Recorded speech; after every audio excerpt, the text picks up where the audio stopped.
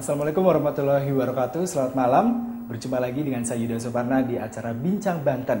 Dan kali ini kita akan berbincang-bincang mengenai topik yang hangat, yang kali ini selalu mulai dipermasalahkan oleh masyarakat, yaitu rencana dari pemerintah untuk menaikkan BBM pada 1 April mendatang.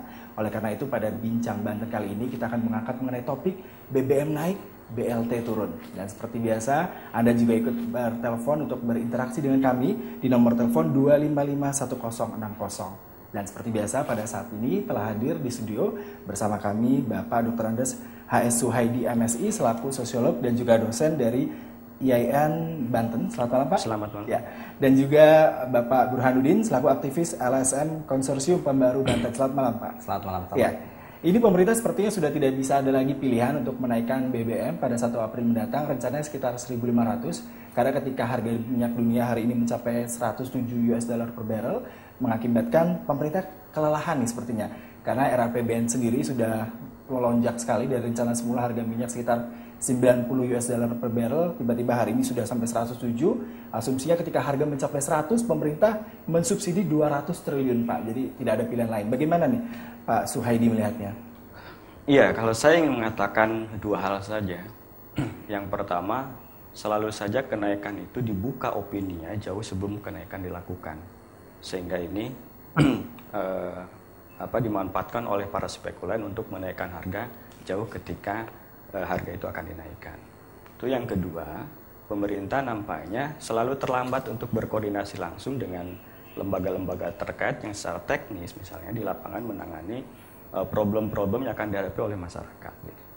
Nah, saya pikir itu yang menjadi persoalan selalu pada setiap kenaikan BBM dilakukan. Gitu. Ya terbukti sekarang sejumlah harga kebutuhan pokok sudah melonjak naik ya, seperti cabai rawit sudah 27.000 ya lebih kurang. Nah kalau dari Pak Burhanuddin, Anda melihat sendiri di Banten nih khususnya aksi penolakan baik mahasiswa maupun masyarakat sendiri terhadap rencana kenaikan yang pada April mendatang tetap dilaksanakan seperti apa ini? Ya jadi memang bagaimanapun setiap ada perubahan tuh akan ada penolakan-penolakan ya.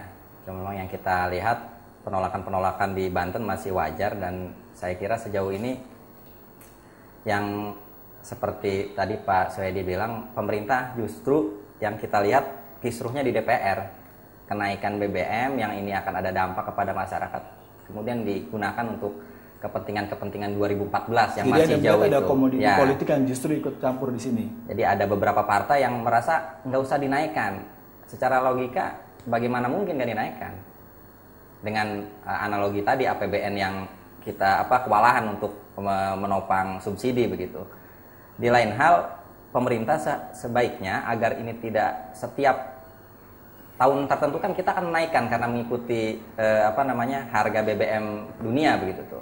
Pemerintah tidak bisa menjelaskan Indonesia itu negara dengan banyak sekali mineral, seharusnya bukankah dengan kenaikan harga BBM dunia kita diuntungkan seperti dulu waktu tahun 70-an ketika booming harga minyak, Indonesia Pertamina begitu banyak menarik keuntungan sehingga dia buka banyak industri. Jadi Anda melihat ada masih kesalahan kontrak kerja beberapa industri penanaman modal asing terutama di tambang minyak sendiri. Yang ingin saya sampaikan sebenarnya jadi masyarakat sebenarnya tidak begitu masalah. Memang di awal akan begitu.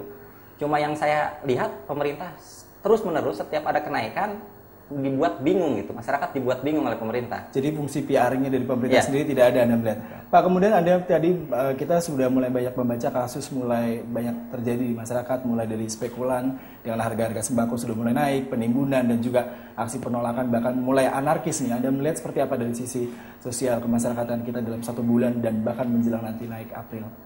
Ya mungkin ini belum seberapa ya. Bisa jadi itu akan lebih memuncak menjelang kedekatan kenaikan itu dilakukan gitu. Kalau pemerintah tidak segera berkoordinasi langsung mengatasi persoalan-persoalan yang kira-kira akan terjadi di lapangan, karena masyarakat sudah merasakan kenaikan itu dan beban-beban real dalam kehidupan keseharian itu memang sudah dirasakan gitu. Baik, kalau Anda melihat ini ada salah satu dampak yang paling nyata juga akan diterima oleh masyarakat adalah TDL akan naik ya, kemungkinan sekitar 1,5 hingga 2% pada saat nanti pemerintah menaikkan. Kalau Anda melihat Mas Burhanuddin, masyarakat bawah pasti terkena implikasinya ya, terutama kalau di Banten, daerah Serang sendiri banyak industri kecil yang membutuhkan sumber daya listrik dan juga penggunaan BBM. Anda melihat seperti apa sejauh ini dalam 1 bulan terakhir? Pasti ya, yang pasti memang masyarakat kecil tertekan dengan kenaikan BBM, kenaikan TDL. Tapi yang harus diingat, sampai sejauh ini masyarakat kecil belum ada yang mengeluh. Jadi yang mereka ramai sudah di baik-baik TV, aja. yang ramai di TV itu justru kelas menengah yang menggunakan ini sebagai itu politisasi gitu ya. Nah, menurut saya memang kenaikan BBM sudah diketahui itu akan naik dari bertahun-tahun yang lalu. Setiap pemerintah mengumumkan kenaikan BBM itu kan tidak pernah dicabut kecuali diturunkan kembali. Jadi ya. Anda tetap melihat ini di sini ada komoditi politik, terutama para parpol beberapa yang akan ikut serta di pemilu 2014. Betul. Menggunakan ini sebagai kesempatan mereka. Saya melihat masyarakat akan tetap tabah. Masyarakat Indonesia akan tetap tabah. Betul nggak Pak? Masyarakat Indonesia tetap tabah. Tadi masyarakat sebenarnya ada yang mengatakan bahwa jumlah angka kemiskinan Indonesia akan bertambah 2013 ketika pemerintah menaikkan TDL dan juga bahan bakar minyak. Iya, kalau dalam posisi maaf ya, bahasanya mungkin bukan tabah ya. Ini posisi masyarakat itu kan posisi yang sedang diatur. Negara itu memang posisi sangat kuat. Nggak mungkin kita bisa mengalahkan negara dalam konteks yang kebijakan semacam itu. Artinya pada akhirnya masyarakat memang akan ikut kebijakan pemerintah itu. Karena tidak ada pilihan lain. Karena tidak ada pilihan lain. Cuman problemnya tadi itu.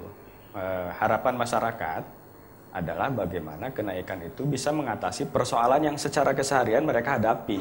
Terutama kenaikan harga sembako ya. Iya, karena tadi ini kan kenaikan bahan bakar minyak ini, BBM itu kan akan memicu terhadap kenaikan harga yang lain. Artinya kita tidak hanya melihat jumlah kenaikan dari harga BBM yang 1.500. Mungkin kalau kita menghitung 1.500 dari kenaikan angka BBM itu relatif kecil. Tapi kalau kita akumulasi terhadap kenaikan yang lain gitu, transportasi akan naik gitu kan. Tadi TDL akan naik, kemudian lain sebagainya.